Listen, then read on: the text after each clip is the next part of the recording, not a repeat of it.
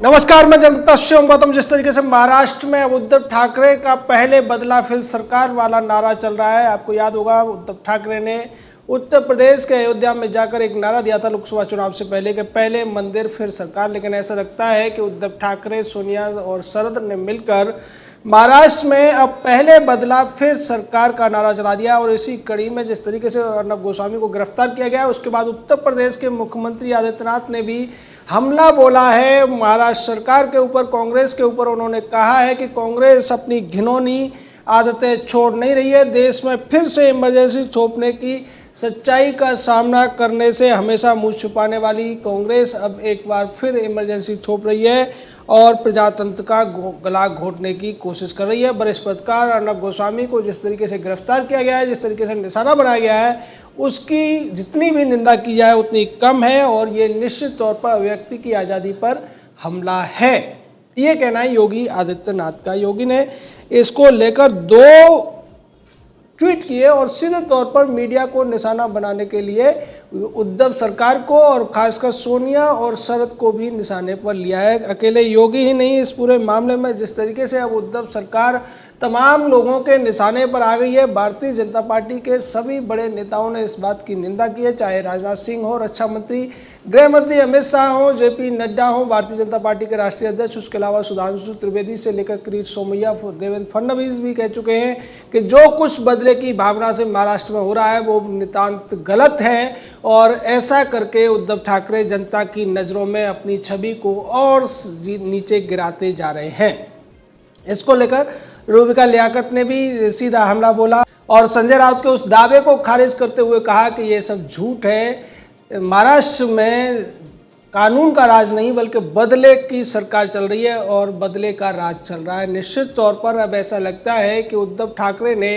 नया नारा दे दिया है, पहले बदला फिर सरकार। और उद्धव ठाकरे की सरकार बदला लेने के लिए कोई भी घिनौनी हरकत करने से बाज नहीं आ रही है। जिस तरीके से पहले देखा गया था कि कंगना रनौत से लेकर एक नेवल ऑफिसर को निशाना बनाया गया, उसके बाद में जिस तरीके से अर्नब गोस्वामी के चैनल के तमाम पत्रकारों और एडिटर स्टाफ को भी निशाना बनाया गया, समित ठक्कर को जेल में डाल दिया गया, उसके बाद भी इनका जब पेट नहीं भरा तो 2 साल पहले के एक मामले में, जो कि पहले ही क्लोज हो चुका है, आत्महत्या का एक मामला है और उसमें सिर्फ एक बात कही गई है कि तथाकथित जो सुसाइड नोट था उसमें रिपब्लिक टीवी के ऊपर पेमेंट न करने का आरोप लगाया गया था, जबकि रिपब्लिक टीवी ने तमाम सबूत दे दिए थे कि वो लोग अपना पेमेंट कर चुके हैं और आधा पेमेंट बाकी था जो होने वाला था। उससे पहले ही इस तरीके के आरोप लगा दिए गए। उसके बावजूद इस मामले को कोर्ट ने ये कहकर बंद कर दिया था कि ये मामला अब आगे ज़्यादा इसमें कुछ करने को है नहीं। लेकिन महाराष्ट्र सरकार ने अनिल देशमुख जो गृह मंत्री है, शरद पवार का खास आदमी है, सोनिया का खास आदमी है, उसने अर्नब गोस्वामी को निशाना बनाने के लिए इस मुद्दे को दोबारा उठाया और अन्वय नायक की बेटी के माध्यम से एक चिट्ठी सामने लाई गई और उसमें कहा गया कि इस मामले की दोबारा जांच होनी चाहिए। उसी मामले में अर्नब गोस्वामी को जिस तरीके से गिरफ्तार किया गया है वो बेहद शर्मनाक है। दरअसल अर्नब गोस्वामी को गिरफ्तार करने के लिए महाराष्ट्र सरकार ने सचिन वाजे नाम के जिस व्यक्ति को भेजा लीड करने के लिए, वो दरअसल एक एनकाउंटर स्पेशलिस्ट है और शिवसेना का कार्यकर्ता रह चुका है बीच में, क्योंकि इसको एक कस्टोडियल डेथ के लिए निलंबित कर दिया गया था। 16 साल तक ये व्यक्ति निलंबित रहता है। परमवीर के गिरोह का आदमी होने की वजह से परमवीर सिंह जो कि मुंबई पुलिस का कमिश्नर है, वो इसको दोबारा से बहाल करता है और इसी व्यक्ति को इस तरीके के कारनामे करने की अब जिम्मेदारी दे दी गई है। सचिन वाजे जिस तरीके से दुर्व्यवहार करता है अर्नब गोस्वामी के साथ, और अर्नब गोस्वामी को गिरफ्तार करने के लिए AK-47 लेके पुलिस वहां पहुंचती है, यानी कि सीधे तौर पर ये लोकतंत्र और संविधान का मजाक बनाया गया है। अर्नब गोस्वामी को गिरफ्तार करने आप AK-47 भेजते हैं, लेकिन वही मुंबई पुलिस है। जब ATS का चीफ था परमवीर सिंह, तब ताज होटल पर हमला हुआ था और उस दौरान तुकाराम आमले ने अपनी एक साधारण राइफल और डंडे के बल पर कसाब को पकड़ लिया था, तब मुंबई पुलिस अपने पुलिस वालों को, अपने जो जांबाज पुलिस वाले थे उनको AK-47 या हथियार नहीं देती थी। लेकिन यहाँ एक कार्यकर्ता को, एक सामाजिक तौर पर काम करने वाले पत्रकार को, संपादक को गिरफ्तार करने के लिए AK-47 लेकर भेजा जाता है और जिस तरीके से धक्का मुक्की की जाती है, अर्नब गोस्वामी के बेटे को निशाना बनाया जाता है, उनकी पत्नी को निशाना बनाया जाता है, उनके सास ससुर को भी निशाना बनाया जाता है, साथ में अर्नब गोस्वामी के शरीर पर भी कई चोटों के निशान इस बात का सबूत देते हैं कि सचिन वाजे के नेतृत्व में जो पुलिस भेजी गई थी उसने बहुत ज़्यादा मारपीट भी की है अर्नब के साथ में। इसका असर अब किस तरीके से सामने आ रहा है वो देखने को मिल रहा है कि पूरे देश में इसको लेकर प्रदर्शन हो रहे हैं और प्रदर्शन की वजह भी है क्योंकि जिस तरीके से इमरजेंसी के दिनों की याद दिलाने की कोशिश अब एंटोनियो माइनो और शरद पवार मिलकर कर रहे हैं और इन दोनों के आदेशों के ऊपर चल रहा है बाला साहब ठाकरे का वो बेटा, जो बाला साहब ठाकरे भारतीय सभ्यता की बात किया करते थे, इमरजेंसी के विरोधी थे, उन्हीं का बेटा अब जिस तरीके से तानाशाही दिखा रहा है और ये तानाशाही नाजीवाद फांसीवाद की नहीं बल्कि पसोठावाद की है। पवार सोनिया ठाकरे बाद में महाराष्ट्र में अब रहना मुश्किल हो गया है। भारतीय जनता पार्टी इस पूरे मामले पर हमलावर है। किरीट सोमैया इस मामले को लेकर अब अलीबाग पुलिस स्टेशन गए हैं। उन्होंने कहा है कि मैं अर्नब गोस्वामी से मिलकर इस पूरी बात के ऊपर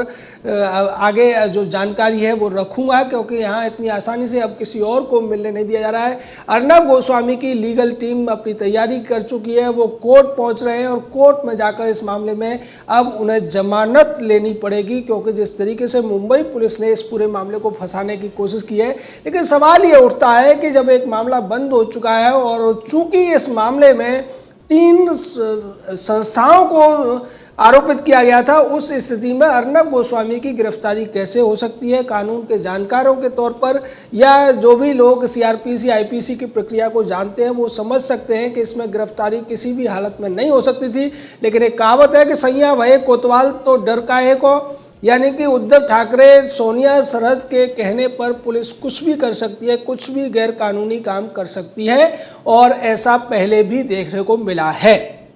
जिस तरीके से परमवीर सिंह के ऊपर तमाम आरोप पहले भी लगे थे, परमवीर ने जो कुछ किया था उसको लेकर तमाम सवाल कोर्ट में उठ चुके हैं, सुप्रीम कोर्ट में उठ चुके हैं, हाई कोर्ट में उठ चुके हैं। उसके बावजूद न परमवीर सुधरने का नाम ले रहा है, न उद्धव ठाकरे सुधरने का नाम ले रहा है और सोनिया और शरद पवार से तो आप सुधरने की उम्मीद कर ही नहीं सकते क्योंकि ये तो बेहद ही मोटी चमड़ी वाले ढीठ हैं जो कभी भी सुधर नहीं सकते। सोनिया गांधी जिस खानदान से आती है उसकी पुरानी परंपरा रही है तानाशाही की, चाहे इंदिरा गांधी का ज़माना हो जब उसने पूरे देश में तमाम पत्रकारों को जेल में डाल दिया था, तमाम उन लोगों को जेल में डाल दिया था जो विपक्ष से संबंध रखते थे। यही कुछ किया था राजीव गांधी ने भी। राजीव गांधी के ऊपर तो आरोप ये भी है कि उसने जो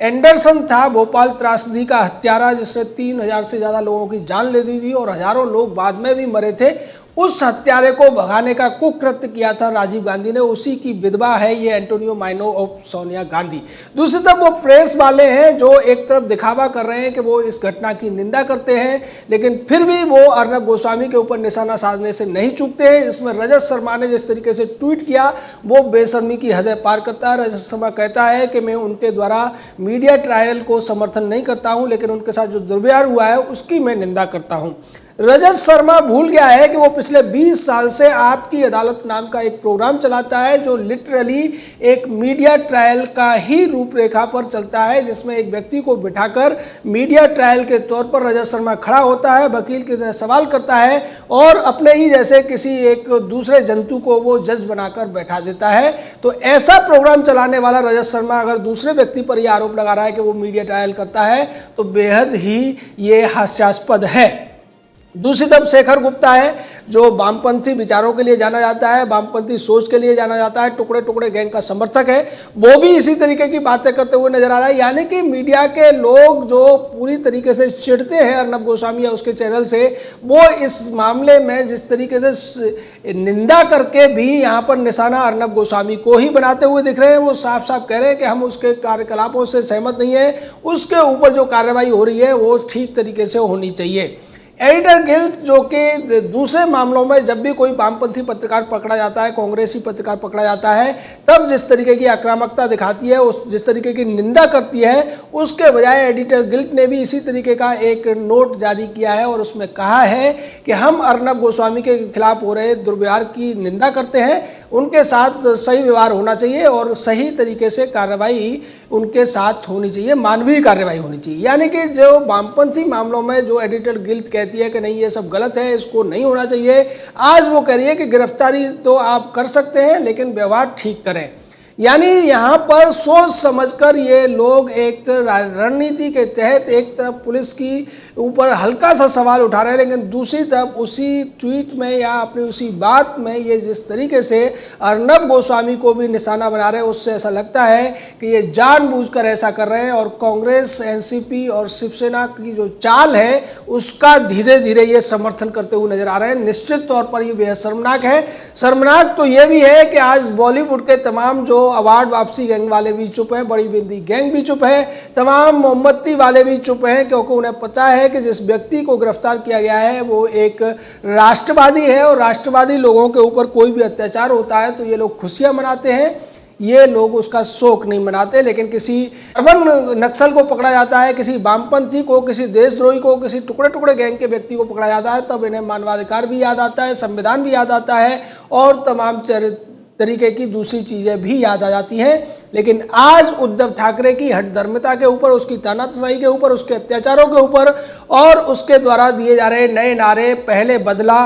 फिर सरकार के ऊपर इनका कुछ नहीं कहना है। या तो ये डरते हैं या फिर ये नफरत करते हैं अर्नब गोस्वामी से। लेकिन देश की पूरी जनता आज इसको लेकर प्रदर्शन कर रही है, देश के तमाम शहरों में इसको लेकर प्रदर्शन हो रहे हैं, तमाम नेता भी इसका विरोध कर रहे हैं और इसकी वजह से अब उद्धव ठाकरे की जो रही सही इज्जत थी वो भी मिट्टी में मिलती जा रही है। जय हिंद, जय भारत।